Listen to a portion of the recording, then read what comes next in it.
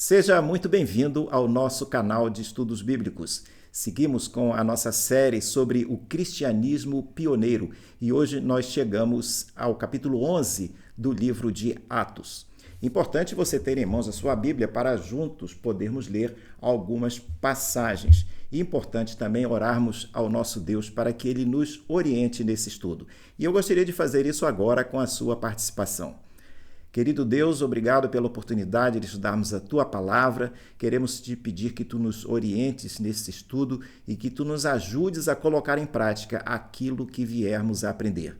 Sê com cada uma das pessoas que nos acompanham nesse momento, Senhor. Em nome de Jesus te pedimos e agradecemos. Amém.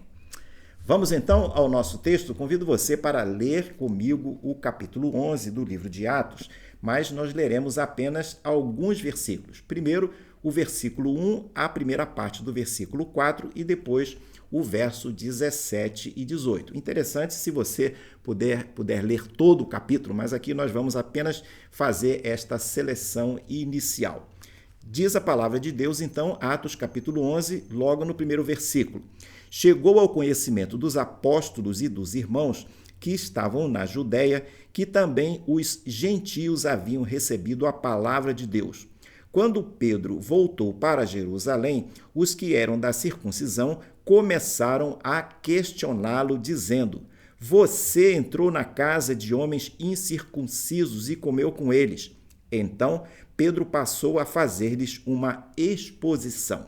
E nos versos 17 e 18 vemos uma parte da conclusão deste episódio, quando Pedro diz o seguinte: Pois, se Deus deu a eles, aos gentios, o mesmo dom que tinha dado a nós quando cremos no Senhor Jesus, quem era eu para que pudesse resistir a Deus?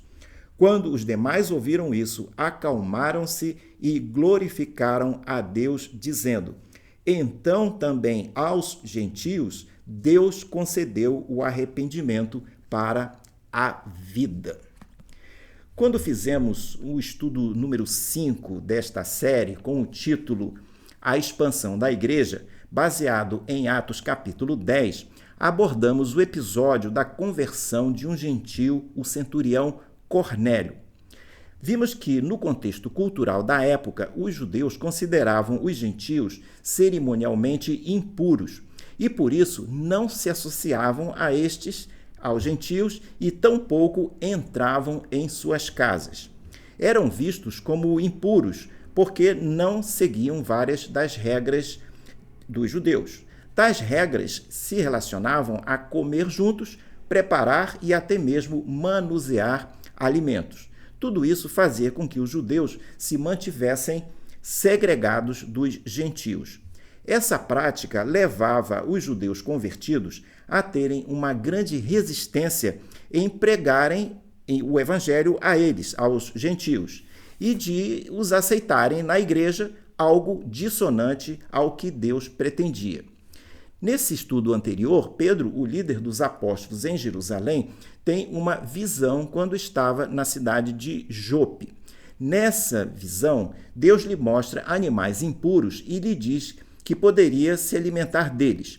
Inicialmente, Pedro se recusa, mas o desenrolar da visão, o que ele ouve de Deus, e a chegada de mensageiros do gentio Cornélio, que também recebera uma visão, o faz obedecer. Deus estava dizendo a Pedro que o tipo de comida não tornava a pessoa profana ou impura. Como desdobramento disso, Deus diz a Pedro para se deslocar rumo à casa do gentio Cornélio para pregar. A casa dele ficava em Cesareia, localidade distante 48 quilômetros de Jope, cerca de 2 dias de viagem de onde Pedro estava. Chegando em Cesareia, Pedro não apenas prega o evangelho a Cornélio e aos seus parentes e amigos presentes, mas também se hospeda na casa dele. Como resultado da pregação de Pedro, há conversões e, com isso, Pedro se torna o primeiro dentre os apóstolos a agir de forma concreta para que gentios fossem salvos e fizessem parte da igreja em condições iguais à dos judeus. Porém, De início, essa atitude de Pedro não é compreendida, nem pelos apóstolos e nem pelos crentes judeus que compunham a igreja em Jerusalém. Eles passam a criticar Pedro e a censurar o que havia ocorrido e o convocam para que lhes dessem explicações sobre ter pregado a vários gentios e ter se hospedado na casa de um deles. A mudança do entendimento de Pedro quanto a esse tema de impureza se tornaria um ponto de virada para a igreja em Jerusalém em suas atitudes e ações em relação aos gentios convertidos. Veremos que os crentes em Jerusalém vão ouvir a defesa de Pedro e chegam às suas próprias conclusões. Veremos também que aplicações podemos tirar para nós. No próximo quadro, uma pergunta. Até então, no Novo Testamento, somente Pedro havia pregado a um gentio? Vemos dos relatos dos evangelhos e mesmo do livro de Atos que essa não havia sido a primeira vez que gentios haviam sido alcançados. João Batista havia apresentado Jesus como o Messias de Israel, o Cordeiro que tira o pecado do mundo. O mundo inclui os gentios. Jesus havia se apresentado como o Messias, um pensamento que o povo acolheu imediatamente, até perceberem que o reino que Jesus anunciava não era o tipo de reino que eles queriam. Jesus falava claramente que seu reino não era desse mundo. Esse reino, o reino de Deus, do qual Jesus era o rei, possuía como cidadãos pecadores salvos de todas as nações, e isso incluía os gentios. Após o apedrejamento de Estevão, que aparece no relato de Atos, capítulo 7, uma grande perseguição irrompe contra a igreja. Essa perseguição fez com que os crentes se espalhassem da cidade de Jerusalém para as regiões da Judéia e Samaria, bem como para terras mais distantes ainda. Atos capítulo 8 nos diz que Filipe, judeu helenista, começa a pregar o evangelho em Samaria. Os apóstolos recebem notícia de que os samaritanos estavam aceitando a palavra e enviam Pedro e João a Samaria para conferir. Nesse mesmo capítulo 8, lemos que Filipe sai de Samaria e é direcionado pelo Espírito Santo para uma estrada, onde é usado na conversão de um etíope, oficial da rainha da Etiópia, que estava voltando para sua terra. Finalmente, em Atos 10, lemos que Pedro tem uma visão em Jope, como mencionamos, e recebe instrução de Deus para ir a Cesareia pregar o evangelho na casa de um gentio. Ao final dessa estadia em Cesareia, após a conversão de Cornélio, seus amigos e os seus familiares, Pedro volta a Jerusalém, mas, como mencionado, ele não é bem recebido. O motivo é que os judeus em Jerusalém, convertidos ou não ao evangelho, viram as ações de Pedro como uma afronta direta ao judaísmo e uma concessão pecaminosa aos gentios pagãos. Mas e os episódios anteriores que relatamos, onde gentios foram alcançados pelo evangelho? Não foram motivos de preocupação para esses crentes? Porque apenas agora eles estavam reclamando. O fato é que, quando chegamos ao capítulo 11, onde nós estamos, encontramos um grupo furioso confrontando Pedro, exigindo uma explicação para suas ações. O que Pedro teria a lhes dizer em sua defesa? É o que veremos no próximo quadro. Muitos judeus helenistas, aqueles nascidos fora de Israel, diziam que o cristianismo estava acabando com alguns dos elementos sagrados do judaísmo, como o templo e a lei de Moisés. Mas o curioso é que essa oposição não vinha apenas de judeus incrédulos, que buscavam proteger o judaísmo das influências de Cristo e seus seguidores, e seus discípulos, e seus apóstolos, mas vinham também de judeus convertidos ao cristianismo e talvez até de alguns dos apóstolos. O que estava acontecendo?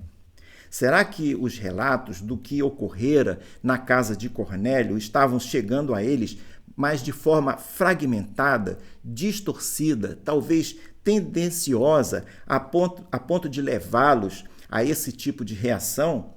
A parte positiva da notícia possivelmente era que aqueles gentios haviam recebido a palavra de Deus e teriam sido salvos por aceitarem Jesus como Salvador, tendo sido confirmados pelo Espírito Santo.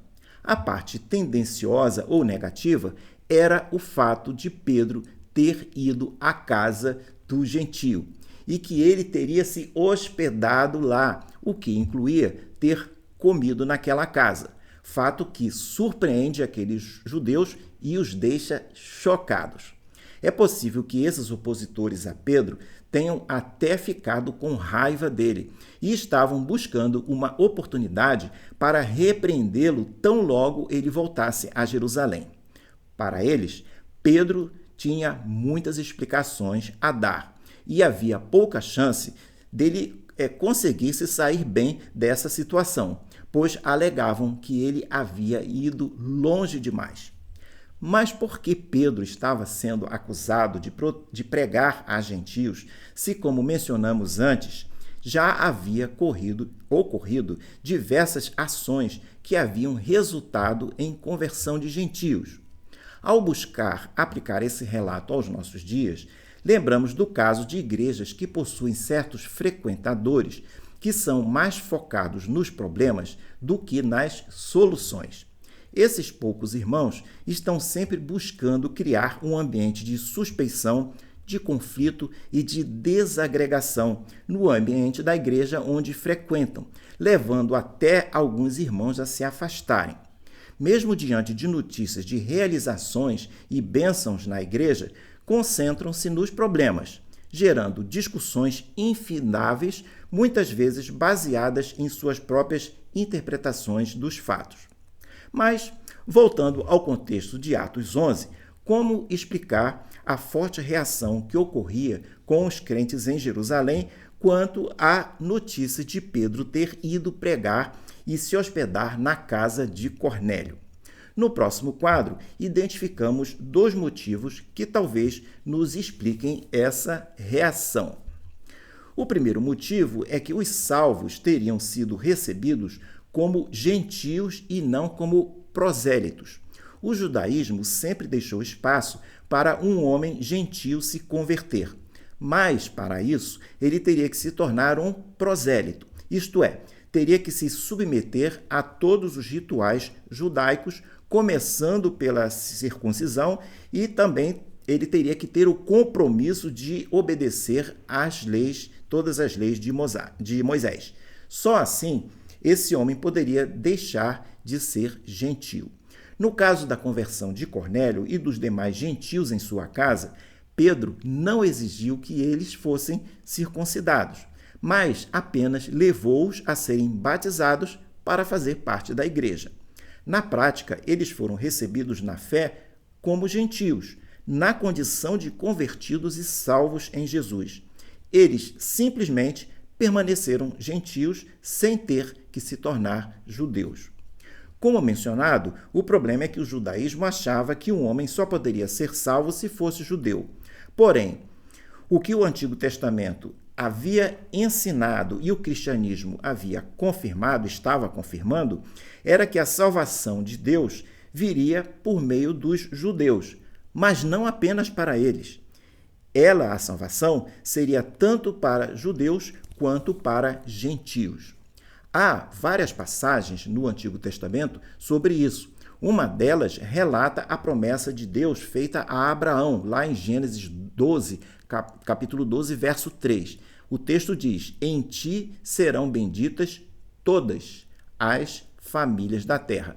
Essa promessa aconteceria através da descendência de Abraão e culminaria com a vinda do Messias, alcançando todas as nações e não apenas os judeus. Outro motivo de reação foi porque Pedro comeu com os gentios. Pedro havia se hospedado na casa de Cornélio. O problema era que a comida era sempre um motivo ou um dos motivos mais relevantes de separação entre judeus e gentios, sendo esse ponto resultante da combinação de aspectos religiosos e culturais. Por isso, a visão dada a Pedro lá em Jope tinha a ver com comida. Uma das mensagens dessa visão é que a comida não tornaria a pessoa profana ou impura, como os judeus achavam. Ou seja, as leis alimentares dos judeus, que lhes haviam sido dadas mais de 1.200 anos atrás, no contexto dos 40 anos em que eles passaram peregrinando no deserto, não eram mais válidas.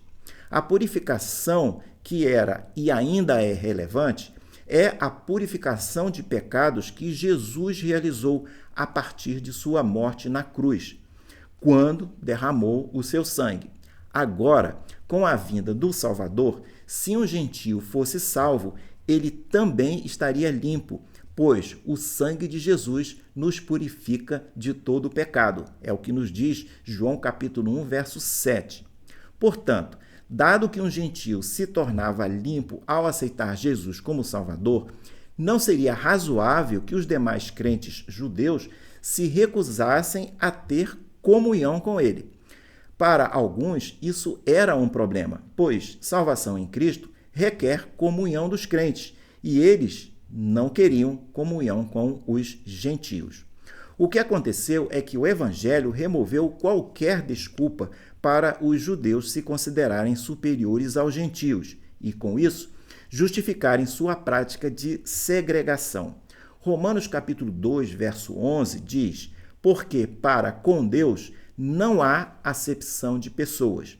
Se para com Deus não há acepção de pessoas, por que alguém acha que poderia discriminar os outros e concluir que eles não poderiam ser salvos por serem de uma raça diferente da sua? Gentios e judeus estavam agora sendo salvos por Jesus, independentemente de suas origens e de suas tradições. O essencial para a salvação não era outra coisa a não ser crer em Jesus como Salvador. No próximo quadro, vemos algo sobre a defesa que Pedro realiza sobre o que havia ocorrido. Pedro defendeu suas ações em um relato completo e sequencial na sua experiência. Ele detalha de forma pessoal o que havia acontecido e lhes relata o que Deus havia feito e ressaltou a maneira como Deus agia e como percebia os gentios. Ele conclui ter mudado seu ponto de vista para alinhar-se com a perspectiva de Deus. Isso significa que Pedro teria que passar a alinhar também suas próprias ações com as ações de Deus. Ele viu claramente que Deus pensava e agia de maneira diferente do que ele, Pedro, do que ele pensava. Para andar segundo o que Deus queria, Pedro teria que mudar. E foi isso que ele fez quando foi à casa de Cornélio pregar o Evangelho.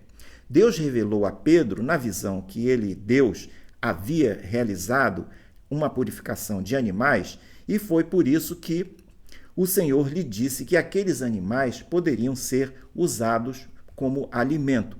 Pedro e os demais judeus deveriam parar de considerar impuro o que Deus havia purificado. A aplicação aqui é que a salvação estaria disponível tanto para judeus quanto para gentios, e isso independeria da raça de cada um. O elemento de purificação não mais estaria nas coisas, mas na fé no Salvador Jesus, o Messias de Deus, o Cordeiro que tira o pecado do mundo. O interessante é que quando Deus instrui Pedro a ir à casa de Cornélio, ele não impôs restrições pelo fato de Cornélio ser gentio. Pedro vai à casa dele e prega a esse homem, porque claramente foi Deus quem reuniu Cornélio e seus convidados para ouvir Pedro. Vale notar que os 6 companheiros que Pedro levou com ele a Cesareia, que eram crentes judeus, acabaram se tornando testemunhas daquele evento. A importância O importante é que Cornélio e sua família, juntamente com seus amigos, foram salvos crendo no mesmo evangelho que Pedro havia pregado aos judeus. O Espírito Santo deu testemunho dramático da salvação desses gentios ao batizá-los de forma visível à vista de Pedro e dos seus companheiros crentes judeus. Os eventos da salvação de Cornélio e sua casa certamente foram todos obra do Senhor, obra de Deus. Pedro foi chamado a participar disso tudo como instrumento nas mãos do Senhor. Cornélio e sua casa foram salvos quando aceitaram Jesus como Salvador. Note que a salvação daqueles gentios não foi resultado da persuasão de Pedro, mas da proclamação da palavra de Deus e da ação do Espírito Santo. Pedro, ele mesmo, diz em Atos, no capítulo 11, verso 17, «Pois, se Deus deu a eles, aos gentios, o mesmo dom que tinha dado a nós quando cremos no Senhor Jesus, quem era eu para que pudesse resistir a Deus?»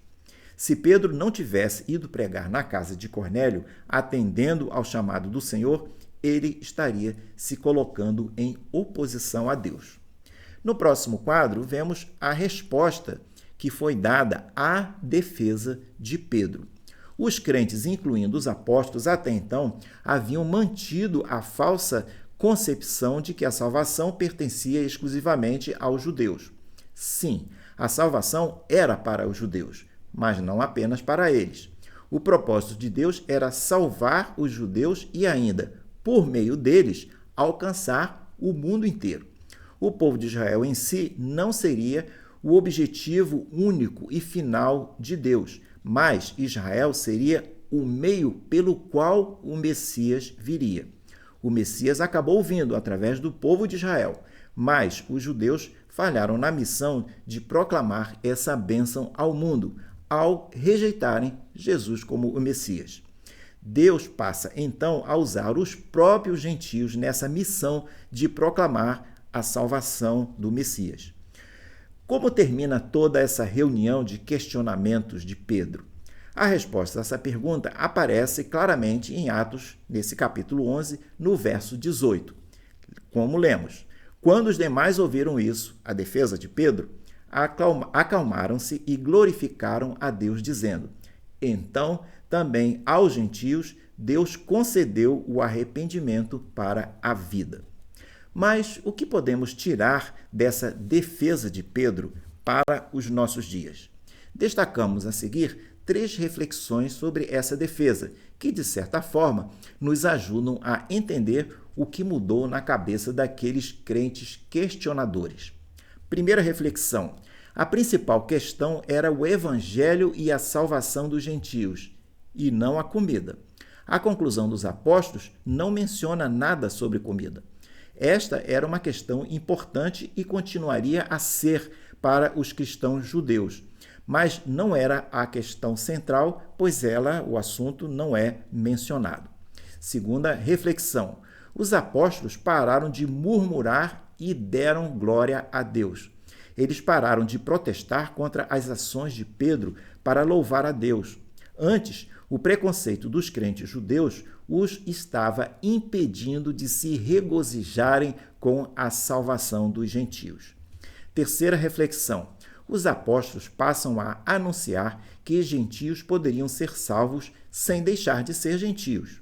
Até então, as notícias de samaritanos sendo salvos e da conversão do etíope talvez estivessem sendo vistas como fatos isolados. Mas agora, talvez estivessem começando a entender que Deus havia concedido salvação àqueles gentios em Cesareia na qualidade de gentios. Eles perceberam que Deus estava promovendo a salvação dos gentios como um grupo e que esses casos não eram eventos isolados, mas estavam formando um padrão a ser seguido.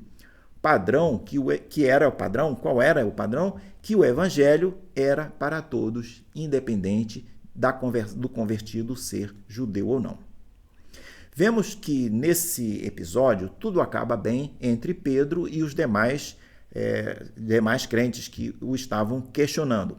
Eles, demais crentes e todos com Pedro, se alegram com a conversão dos gentios. Contudo, será que eles teriam entendido que a conversão de gentios, sem que tivessem que se tornar prosélitos, era realmente um padrão a ser considerado, ou ficaram pensando que seria uma exceção? No próximo e último quadro, das várias aplicações que pudemos tirar desse episódio, destacamos 5 pontos para concluir o nosso estudo. O primeiro ponto é que a presença do Espírito Santo na igreja ou no crente não produz maturidade instantânea. Alguns pensam que o batismo do Espírito Santo transforma instantaneamente a pessoa de uma vida de pecados e fracassos em uma vida de vitórias e espiritualidade. O livro de Atos, porém, nos mostra algo diferente disso. Os apóstolos, por exemplo, foram batizados no Espírito Santo, mas o preconceito deles contra os gentios permaneceu por um certo tempo. Faltava a eles o processo de amadurecimento e crescimento espiritual nesse assunto.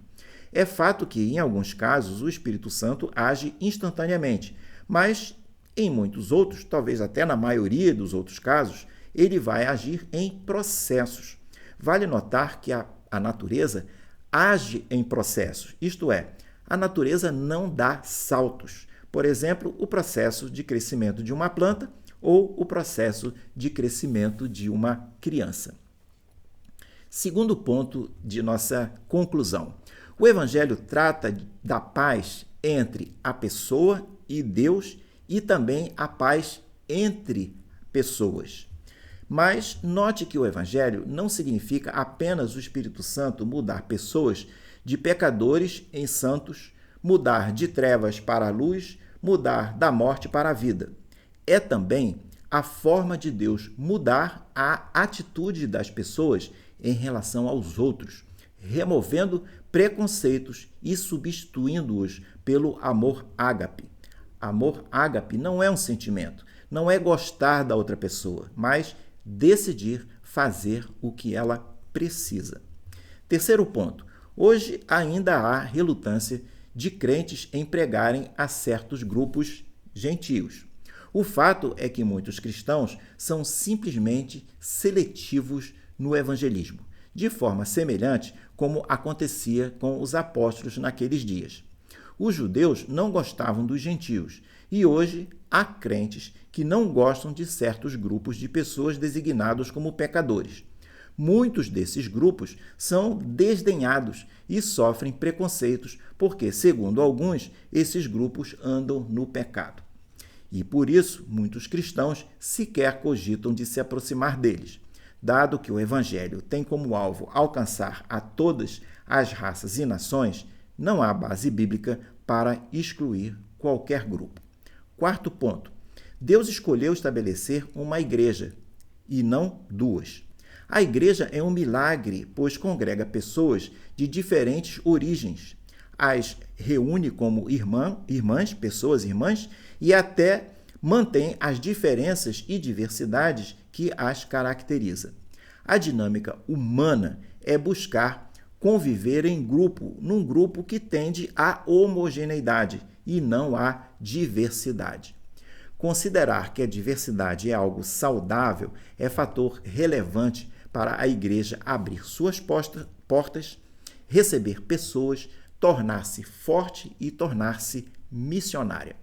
Estamos nos referindo à igreja no sentido amplo e não às igrejas locais, que podem ser múltiplas. Finalizando, santidade é buscar ser como Deus e não manter-se separado dos pecadores. Não é questão de se observar o que é limpo ou impuro, mas ser purificado pelo sangue de Jesus e buscar ser como Ele. E você, já aceitou Jesus como Salvador e Senhor de sua vida? Ou ainda permanece pensando no assunto? Ficamos hoje por aqui, espero que você tenha apreciado esse estudo. Se gostou, lembre de marcar o sininho para você se inscrever nesse canal e lembre também de compartilhar o link do estudo com alguma pessoa, algum amigo seu. No próximo quadro, você vê o panorama dessa série que estamos desenvolvendo sobre o cristianismo pioneiro. Deixo com você um grande abraço e até uma próxima oportunidade. Até lá!